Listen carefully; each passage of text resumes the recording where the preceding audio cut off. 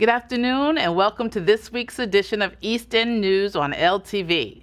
Today is Thursday, August 28th. My name is Dr. Suzan Johnson Cook. LTV viewers may recognize me from my show Live with Sue J, Headliners of Hope. I'm your anchor today. This is your community and your news. This week's big story hits home here at LTV. Altice USA and Optimum, the parent company of our local cable television provider, abruptly changed channel numbers for all of Suffolk County's public access, education, and government station. Here's what we know. Changing the channel. LTV viewers who tuned in late last week were surprised to discover their usual public access channels 20 and 22 had been bumped all the way up to 1300 and 1310. A debacle, a thievery in the night. Surprise! Your long-standing channels of 20 and 22, where the community turns to for emergency information, for programming, for education, for government transparency, for civic connection, 40 years, shifted. And LTV wasn't the only PEG content provider impacted by the abrupt change. According to Drew Scott, Communications Director for Brookhaven Town, all of Suffolk County's public access and government channels were impacted as well. And we were stunned and shocked, and all of us just shrugged our shoulders and said, "What? What is this?" And then it took some searching to find where our Channel 18 had been moved to without any notice to us. Optimum says it sent a letter back in July advising them of this change. The cable company said, quote, "The updated channel assignments will allow for easier customer navigation and a better user experience, as all PEG channels will now be conveniently located within the same channel range." And Altice said, "Oh, we sent it to you." And sure enough, Altice checked their records and then sent an apology to East Hampton saying, "You know what, we sent it to an email of your supervisor," and apparently they sent it to an email of a supervisor that I believe hasn't been in office in 12 to 15 years. After the complaints began rolling in, the cable provider appeared to walk back its change, at least temporarily. It said in an email on Wednesday that, quote, "Optimum values the perspectives of our municipal partners and takes their feedback seriously. In response, Optimum will be delaying the change in positioning these PEG channels and is actively working to move them to their original locations." Now, they haven't done it yet, but they're going to do it. We don't know when, and we don't know for how long, since apparently it's a delay maneuver. LTV will keep viewers informed of the channel status in the weeks ahead. This is Christine Sampson reporting in Wainscott for East End News on LTV. This week, East Hampton Town highlighted an important piece of local history by naming August 26th Amistad Day. What you'll see here are some images by the Montauk Historical Society depicting a replica of the schooner Amistad that visited Montauk last year. In an official resolution last week, the East Hampton Town Board voted to honor the 49 enslaved Africans who fought for their freedom aboard the Cuba-bound schooner La Amistad in August 1839. History tells us that even though they were able to seize control of the ship, they were taken into custody by a naval ship off the coast of Culloden Point in Montauk. This legal case went all the way to the Supreme Court. It took almost 3 years, but in 1841, the court eventually ruled that the African captives could return to Sierra Leone.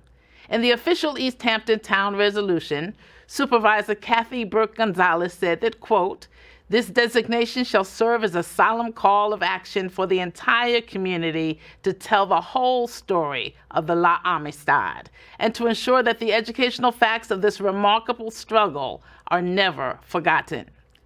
Eastville Community Historical Society lauded the town's resolution, saying on Instagram that, quote, "We are grateful to have had this support from our elected officials and their ongoing commitment preserving this significant American history." East Hampton Town also announced last week that the building department will be closed to the public on Wednesdays for the foreseeable future. Community members have claimed that the building department is struggling with a backlog of projects to review and approve. While town officials say the closure means the office phone will not be answered on Wednesdays during this time, it did say that building inspections will continue according to the usual procedure. The town said on its website that the change is being made to, quote, better serve our residents. This dedicated time allows staff to focus on reviewing and processing applications more efficiently. A nitrogen overload strikes again in Georgica Pond. The Suffolk County Health Department announced on Friday that toxic blue-green algae has been discovered yet again at the pond in East Hampton. More toxic algae was also found in Old Town Pond, located in Southampton Village. Health Department officials are saying it is unsafe to swim, wade, and fish in these waters right now. People should also keep their pets safely at a distance. You'll know it's toxic when the water takes on a paint-like appearance with what the health department calls floating scums in shades of blue, green, yellow, red, or brown. Contact with these harmful algae blooms can lead to health symptoms such as nausea, vomiting, allergic reactions, and skin and eye irritation. So steer clear for now, folks. Local libraries are joining a nationwide campaign to urge Congress to preserve funding for public libraries. From Montauk to Southampton and beyond, librarians are taking a stand to preserve their institutions as one of the very few remaining resources that are free to use, safe to be in, and open to people of all backgrounds, ages, and abilities. The message comes in response to an ongoing federal turmoil over funding for not just libraries, but also museums, public broadcasting services, Medicaid, the food stamp program, and more. According to the Suffolk County Library System, about $8 million for the county is at risk of being lost. Those who are interested in speaking up for our local libraries can go to the website livebrary.com/tellcongress. Labor Day weekend is upon us. But first, before we officially get to the Tumbleweed Tuesday, it's time for the annual Shinnecock Indian Nation Pow Wow. This celebration is now in its 79th year. It starts on Friday afternoon with a sunset fire lighting ceremony and grand entrance. Festivities go through Monday evening. The gathering will bring together people from all indigenous communities across the United States who will spend the weekend dancing, drumming, eating traditional food, and honoring their ancestral origins together on the Shinnecock Nation Fairgrounds. While the powwow may be a Native American tradition, it's important to note that it is also open to the wider community to attend. The various activities, arts and crafts, music, and native food and drink offerings offer an important educational experience for people who aren't of indigenous heritage.